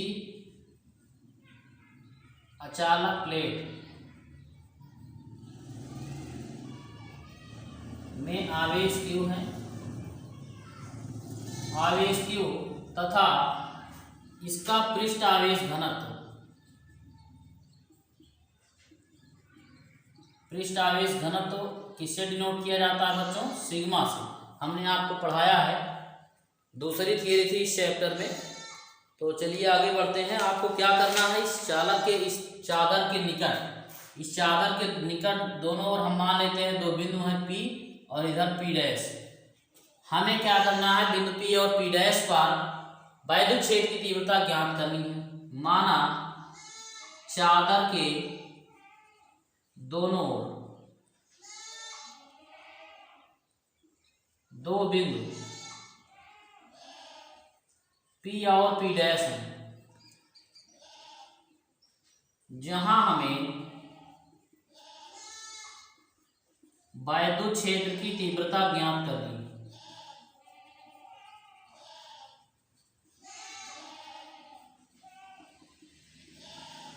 चलिए बच्चों आगे बढ़ते हैं, हम लोग सीधा सीधा डेरिवेशन करेंगे। तो हम जो है बिंदु P से गुजरने वाला एक जो है गॉसियन पृष्ठ की कल्पना करेंगे। बिंदु P से गुजरने वाला एक गॉसियन पृष्ठ,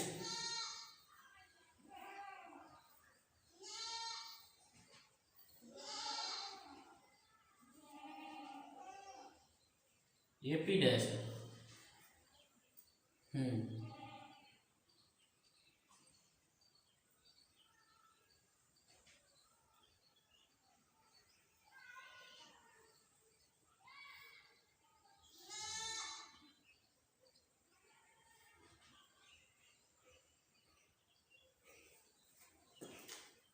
तो हमने क्या किया, हम चादर के दोनों ओर, चादर के आर पार एक गॉसियन पृष्ठ की कल्पना की जो बिंदु P से होकर जाता है।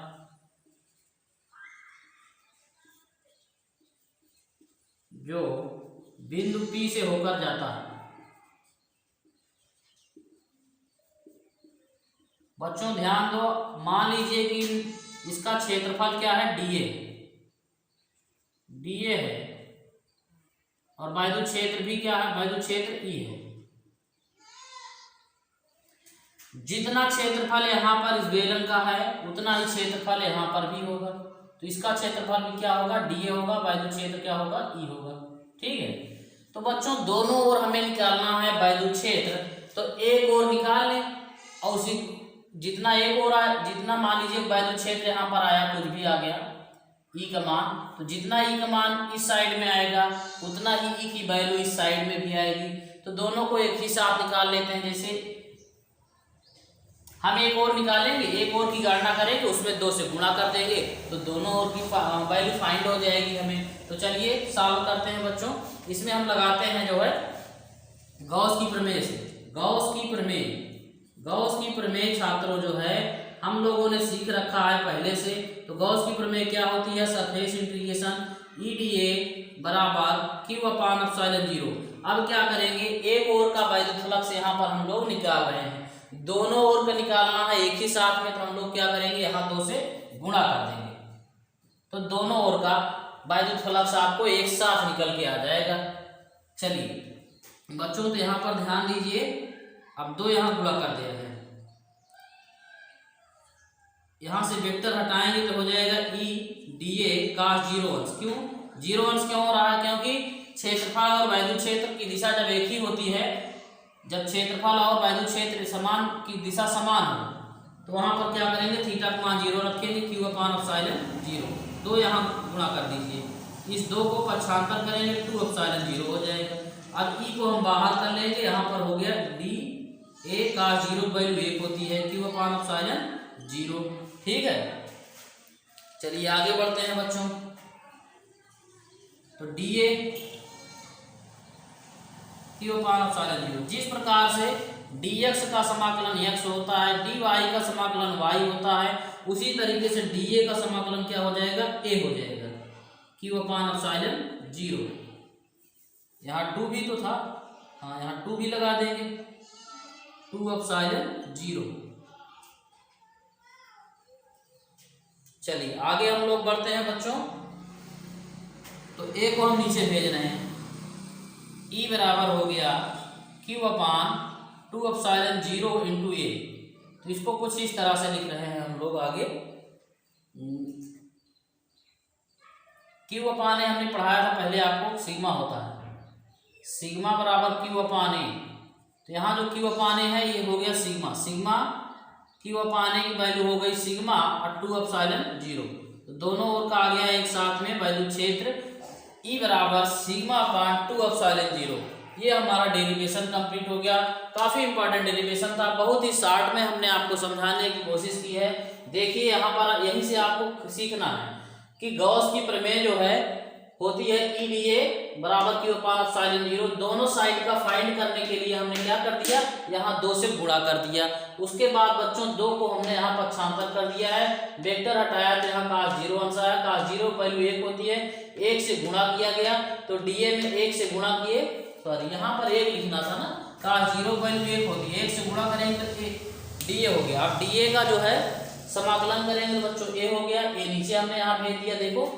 तो E बराबर Q/2/ε0 × a, और Q/a बराबर सिग्मा होता है पृष्ठावेश घनत्व, सिग्मा बराबर Q/a। तो हमारा फार्मूला आ गया E बराबर σ/2/ε0। चलिए अब आगे हम लोग देखेंगे, इसको पहले आप देख लें एक बार पुनः, स्क्रीनशॉट कर लें या नोट कर लें।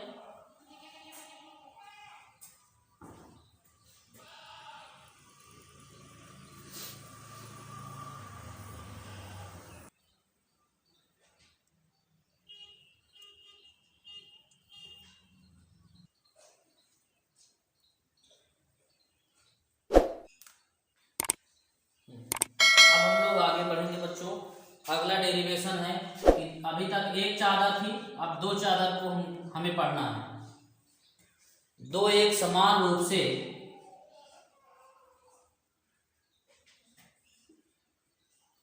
आवेशित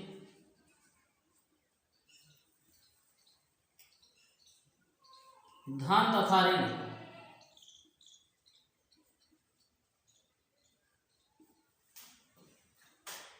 अचालक प्लेट के कारण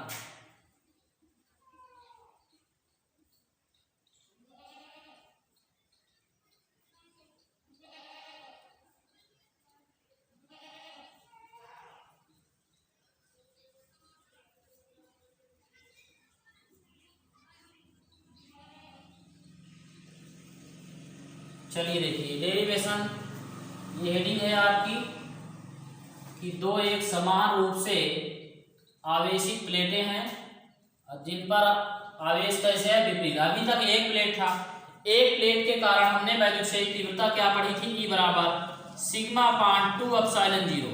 अब हमारे पास कितनी प्लेटें हैं बच्चों, दो एक समान प्लेटें हैं। तो चलिए यहाँ पर हम लोग चित्र बनाते हैं, दो एक समान प्लेट लेते हैं।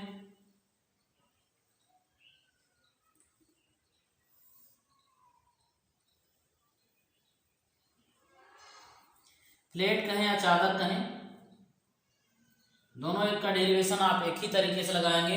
यहां पर ये पॉजिटिव है, धनावेशित है, इसके बीच में धन लिख रहे हैं पॉजिटिव, और इसके बीच में हम लोग जो है थोड़ा इसको बड़ा बना लेते हैं, तब दिखाई देगा आपको, ऋण लिख रहे हैं। ये धनावेशित प्लेट है और ये दूसरी ऋणावेशित प्लेट है। तो इस पर प्लस क्यू आवेश है और इस पर माइनस क्यू आवेश है, ठीक है। दो एक समान रूप से धन तथा ऋण आवेशित अचालक प्लेट है। माना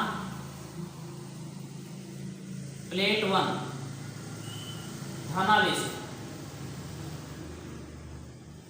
और प्लेट 2, ये प्लेट 1 है, ये प्लेट 2 है, ठीक है। प्लेट 2 ऋणावेशित है। चलिए, जिनके पृष्ठ आवेश घनत्व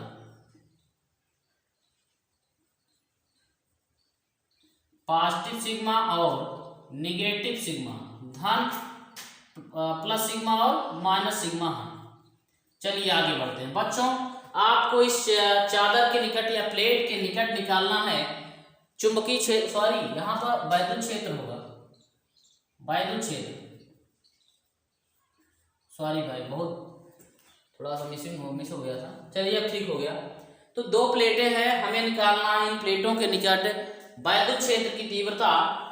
तो आइए सीखते हैं। दो एक समान रूप से धन तथा ऋण आवेशित अचालक प्लेट के कारण। तो मान लीजिए कि इस प्लेट के कारण यहाँ पर बिंदु कोई भी है जहाँ हमें वैद्युत क्षेत्र की तीव्रता ज्ञात करनी है, और यहाँ पर एक बिंदु Q है, यहाँ भी हमें वैद्युत क्षेत्र की तीव्रता निकालनी है, और यहाँ पर एक बिंदु R है, यहाँ भी तीन बिंदु हमने लिए। इन तीनों बिंदुओं पर अलग अलग हमें गणना करनी है वैद्युत क्षेत्र की तीव्रता। तो आइए सीखते हैं। तो सबसे पहले यहाँ ध्यान दें आप, प्लेट 1 के कारण, प्लेट 1 में धनावेश भरा है, तो आप जानते हैं धनावेश के कारण जो वैद्युत फ्लक्स का चिन्ह होता है ऐसे दूर साइड में लगाया जाता है, और ऋणावेश में जो वैद्युत फ्लक्स का चिन्ह होता है इसे ऋणावेश के अंदर साइड लगाया जाता है।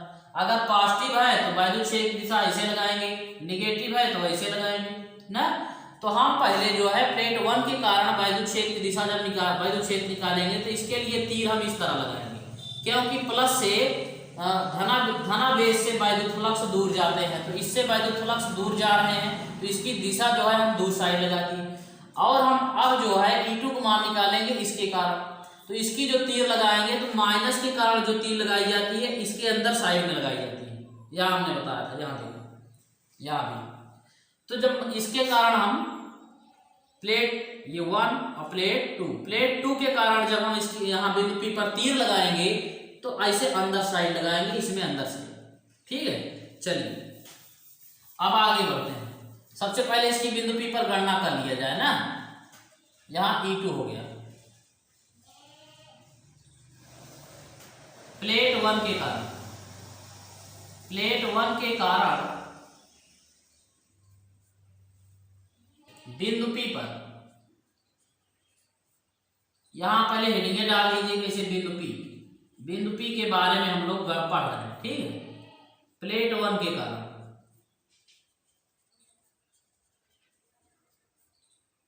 बिंदु P पर वैद्युत क्षेत्र, आप जानते हैं प्लेट वैद्युत क्षेत्र की तीव्रता। बच्चों हमने लिखा कि प्लेट 1 के कारण बिंदु P पर वैद्युत क्षेत्र की तीव्रता हमने E1 लिखा है। तो प्लेट के कारण वैद्युत क्षेत्र की तीव्रता अभी हमने पढ़ा था सिग्मा अपान 2 एप्सिलॉन 0 होती है। तो यहाँ भी वही होगी कि कोई प्लेट है, धनावेशित प्लेट है, उसके कारण क्या है, यहाँ बिंदु P पर आपको वैद्युत क्षेत्र की तीव्रता निकालनी है। तो क्या हो जाएगा, सिग्मा अपान 2 एप्सिलॉन 0 हो जाएगा। चलो समीकरण 1। उसी तरीके से प्लेट 2 के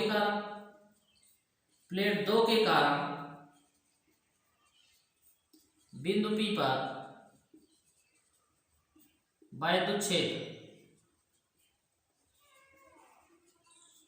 की तीव्रता क्या हो जाएगी बच्चों, E2 बराबर, तो E2 बराबर ये भी हो जाएगा सिग्मा अपान 2 एप्सिलॉन 0।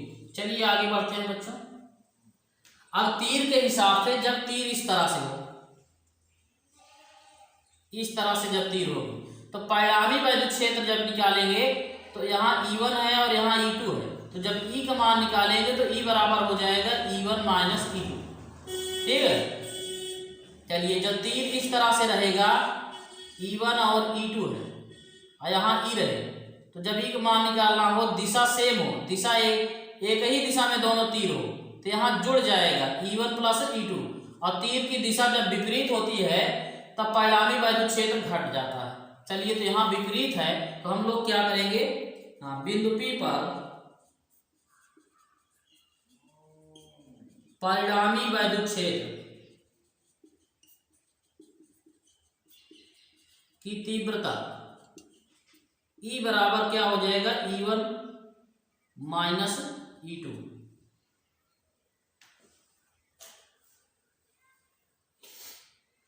चलिए करते हैं भाई। तो E1 बराबर, E1 का मान है सिग्मा अपान 2 एप्सिलॉन 0 और माइनस E2 का मान क्या है, सिग्मा अपान 2 एप्सिलॉन 0। ये कैंसिल हो गया, घट के कट गया, 0 आ गया ना। तो चादर के निकट जो है बाहर साइड में बिंदु P पर क्या आ गया, वैद्युत क्षेत्र की तीव्रता 0 हो गई। इसी प्रकार R पे यही 0 आएगा। क्यों, क्योंकि प्लस के कारण जब तीर लगाएंगे तो इसे दूर साइड लगाएंगे, प्लस से दूर साइड तीर लगाई जाती है E1। अब माइनस वाले के लिए लगाएंगे तो इसे इसके अंदर लगाएंगे E2। अब परिणामी वैद्युत क्षेत्र की तीव्रता E का मान निकालेंगे तो यहाँ भी वही हो जाएगा, E बराबर E2 माइनस E1 न, सिग्मा अपान 2 एप्सिलॉन 0। चलो यहाँ गणना कर दे रहे हैं। बिंदु R पर यहाँ भी हो जाएगा E1 बराबर, E1 का मान किसके कारण, प्लेट 1 के कारण, और प्लेट 2 के कारण E2 हो गया। E1 बराबर सिग्मा अपान 2 एप्सिलॉन 0 और E2 बराबर सिग्मा अपान 2 एप्सिलॉन 0 होगा, क्योंकि ये भी प्लेट है। प्लेट के कारण वैद्युत क्षेत्र की तीव्रता का सूत्र होता है E बराबर सिग्मा अपान 2 एप्सिलॉन 0। इस डेरिवेशन के पहले हम लोगों ने इसको सीखा है कि कोई चादर है तो उसमें वैद्युत क्षेत्र की तीव्रता E बराबर सिग्मा अपान 2 एप्सिलॉन 0 होता है। यहाँ भी एक चादर ही है तो यहाँ पर भी वही सेम 0 आएगा। चलिए तो इसको हम परिणामी वैद्युत क्षेत्र की तीव्रता E बराबर लिखेंगे। तीर क्या है, विपरीत दिशा में है, तो इसको घटा देंगे E1 माइनस E2।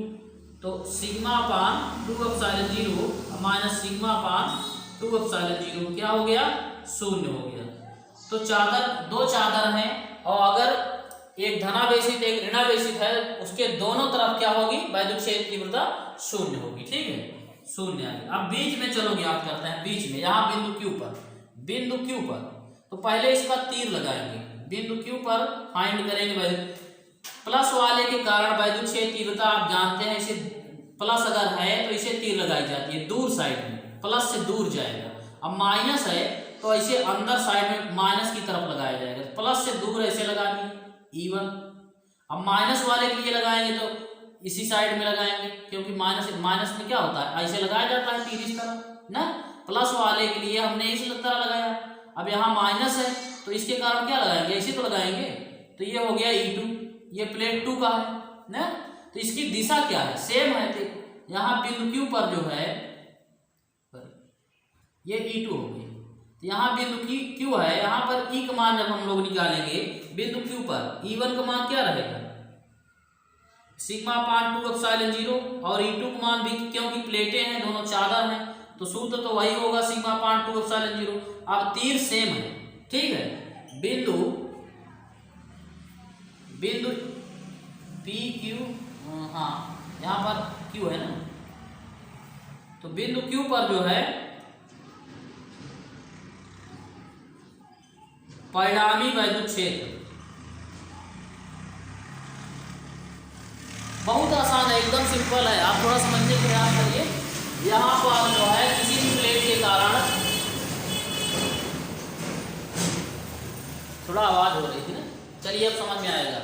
कोई प्लेट है तो उसके कारण वैद्युत क्षेत्र तीव्रता सदैव क्या होगी, सिग्मा अपान 2 एप्सिलॉन 0, ठीक है।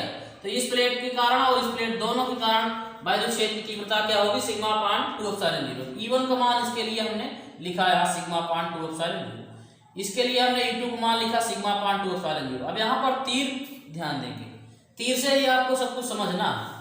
तो बिंदु तीर सेम है, एक ही दिशा में तीर लगी हुई है, तो क्या करेंगे, E का मान क्या करेंगे,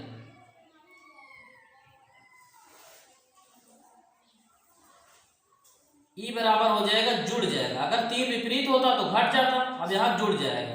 तो सिग्मा अपान 2 एप्सिलॉन 0 प्लस सिग्मा अपान 2 एप्सिलॉन 0, यहाँ हर सेम है तो 2 एप्सिलॉन 0 नीचे उतारेंगे, सिग्मा प्लस सिग्मा ना, इसको जोड़ देंगे तो क्या हो गया, E बराबर आ गया सिग्मा और सिग्मा मिलकर 2 सिग्मा आ गया, और 2 एप्सिलॉन 0, यहाँ 2 से 2 हमने क्या किया, कैंसिल कर दिया। E का फार्मूला हमारे पास है सिग्मा अपान एप्सिलॉन 0। तो जब दो प्लेटें हों, दोनों विपरीत आवेश हो दोनों पर, तो केवल बीच में वैद्युत क्षेत्र तीव्रता आएगी और उनके किनारों पर दोनों तरफ क्या होगी, वैद्युत क्षेत्र तीव्रता यहाँ देखिए शून्य आई हुई है। इंपॉर्टेंट डेरिवेशन है, लगाइएगा आप, जो है एक बार प्रयास करिएगा। बिल्कुल सिंपल तरीके से हमने आपको बताने की कोशिश की है। चलिए अब हम लोग आगे पढ़ेंगे, इसको आप एक बार जो है